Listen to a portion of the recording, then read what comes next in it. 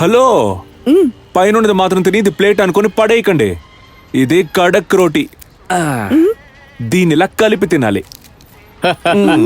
బాగా చెప్పారు అబ్బాయి. దీన్ని నేను ప్లేట్ అనుకున్నాను. ఇంకో 2 ఇవ్వరా. నేను ఇలా ఆకాశాన్ని చూసుకుంటూ ఇక్కడ భోంచేయడం నాకు బాగా నచ్చింది. అలా ఆకాశాన్ని చూస్తూ రొట్టె నోట్లో పెట్టుకుంటే ఓకే, కానీ కంట్లో పెట్టుకుంటే మండుతుంది. తినండి.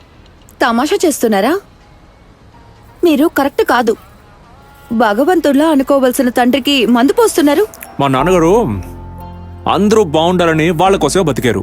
ఆయనకి ఈ వయసులో ఏం ఇష్టమో అర్థం చేసుకుని నేను ఇస్తున్నాను. ఆయనకి తాగడం ఇష్టమైతే తాగనివ్వండి, ఎంజాయ్.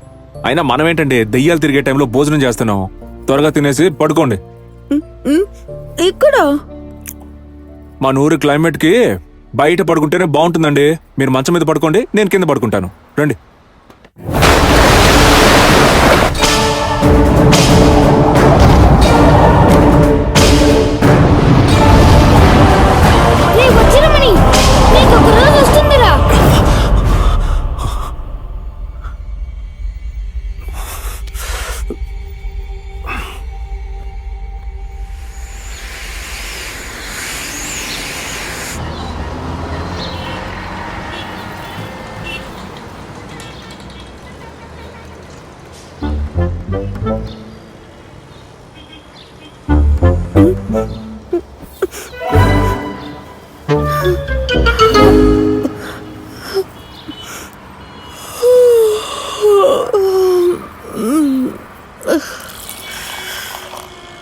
మా నాన్నకు ఒకసారి ఆన్ అండ్ ఆఫ్ అయింది. ఏంటి? హార్ట్. అందుకే రోజు యోగా చేస్తున్నాం. మీరు కూడా యోగా చేయండి. నాకేమైంది? ఏమండి, యోగా చేస్తే మన బాడీలో ఉన్న స్పేర్ పార్ట్స్ అన్ని బాగా పనిచేస్తాయి.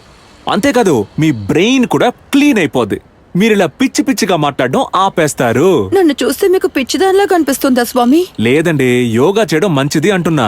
నన్ను ఆ డ్రామా రంగం దగ్గర దింపేస్తారా? అక్కడ మా ఊరాయన రంజప్ప ఉన్నారు, సెక్యూరిటీ గార్డు. అక్కడికి వెళ్తే ఆయనతో పాటు ఊరికి వెళ్ళిపోతాను, లేకపోతే అక్కడే ఏదో ఒక పని చేసుకుంటాను. ఉన్నది ఒక్కటే జీవితం. ఈ రోజు ఏం జరుగుతుందో తెలియదు, రేపేం జరగబోతుందో తెలియదు. మనం ఏం తినాలి, ఏం చేయాలి అన్ని రాసి పెట్టేశారు.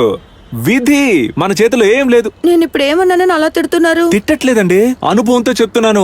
అందుకే అన్నానండి, మన బ్రెయిన్ ని క్లియర్ చేసుకోవాలి అని. నేను ఒకటంటే మీరు ఒకటి అర్థం చేసుకుంటున్నారు. సరే త్వరగా తాగండి, ఎక్కడికి వెళ్ళాలో అక్కడ డ్రాప్ చేస్తాను.